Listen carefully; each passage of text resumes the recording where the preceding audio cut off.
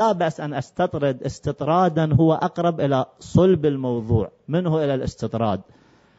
أتكلم حول البحار بشكل موجز ولو ما كان هذا حديثي، بس استطرادا سريعا أقول عنه. أكو اعتراض كبير عند بعض من لا يعرف المقاييس جيدة على بحار الأنوار. شنو بحار الأنوار؟ كل رطب ويابس موجود به، فالقرآن يقول بي أيضا كل رطب ويابس موجود، ولا رطب ولا يابس إلا في كتاب. شنو روايات ضعيفة في البحار موجودة أو روايات مو صحيحة اللي حتى بعض علماء الشيعة لا يقبلونها؟ الجواب على ذلك أجوبة عديدة.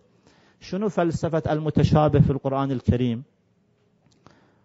منه آيات محكمات هن أم الكتاب. ثانيا البحار أراد أن يوفر للباحث أدوات البحث العلمي، ما أراد يحجر على العقل، موفر أدوات البحث العلمي. هذه قمة الديمقراطية، قمة التطور، قمة الحرية، موفر لك أدوات البحث العلمي. هذه الروايات موجودة، هذه هم مصادرها، هذه أسنادها، أنت تفضل حقق.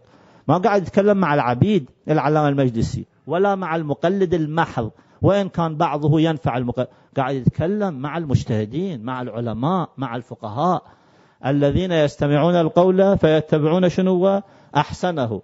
الآية الأخرى ماذا تقول؟ لعلمه الذين يستنبطونه منهم.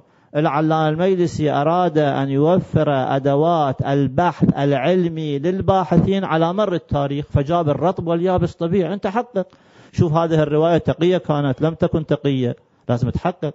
هذه الرواية تتعارض مع رواية أخرى أو لا تتعارض، المشكلة في وين؟ في السند. ذاكر لك السند، ما معمي القضية. هذا الكتاب، هذه سلسلة السند، تفضل. فإذا أراد أن لا يحجر على العقل ولا يحرمك من القدرة والمقدرة على التحقيق المباشر الميداني. مو الآن الناس يروحون تحقيق مباشر ميداني، استطلاع، يروحوا ويا الناس يجري لقاءات. شنو رأيك في الحرية؟ شنو رأيك في الديمقراطية؟ شنو رأيك في الله؟ ليش يقول هالكلام؟ حتى يعرف وجهة نظر الناس المختلفة شنو، وينقلها لك بأمانة أن هذا أصلا ينكر وجود الله. شنو الدليل أيضا ينقله؟ فأنت لازم تتعرف ماذا يقول الناس. الاستطلاع شنو فلسفته؟ الاستبيان ما هي فلسفته؟ أن تتعرف على وجوه الرأي المختلفة والأقوال المختلفة والمذاهب المختلفة بحرية على الطبيعة، على حسب التعبير المشهور. إذن البحار بتعبير آخر مكتبة موسوعية. المكتبة الموسوعية كل شيء أكو بها. أنت تروح على المكتبة تشوف بس أكو كتب فيها باتجاه واحد، ما تفيدك هاي المكتبة. المكتبة ينبغي أن تكون فيها كل الكتب، تكون فيها كتب من هذا الاتجاه ومن ذاك الاتجاه ومن الاتجاه الآخر، ضد ومع وله وعليه وإلى. هاي المكتبة الموسوعية هكذا.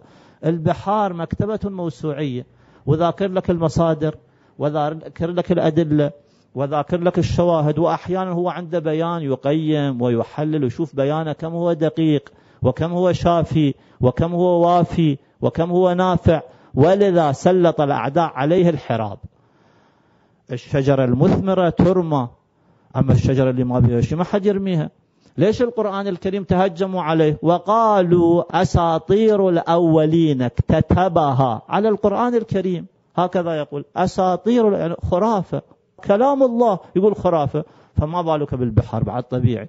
أساطير الأولين اكتتبها فهي تملى عليه بكرة وأصيلا. وهكذا وهلم جرى. أو اتهموه صلى الله عليه وآله بأنه ساحر، بأنه مجنون. وإني كلما دعوتهم لتغفر لهم جعلوا أصابعهم في آذانهم واستغشوا ثيابهم وأصروا واستكبروا استكبارا. المهم الحديث طويل، لكن هذا كان مقدار استطراد بسيط جدا.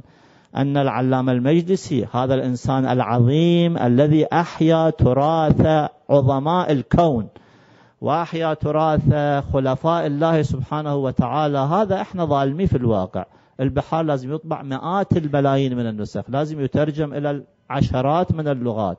ينبغي أن تصنع عن حياة العلامة المجلسي أفلام وبرامج وثائقية مختلفة، لكن إحنا ما نعرف قيمة عظمائنا وشخصياتنا. فلان يهودي يعرف قيمة اللا شخصية اللي عنده، أو فلان مسيحي أو ما أشبه ذلك. إذن يا أيها الذين آمنوا اتقوا الله وكونوا مع الصادقين. نحن عندما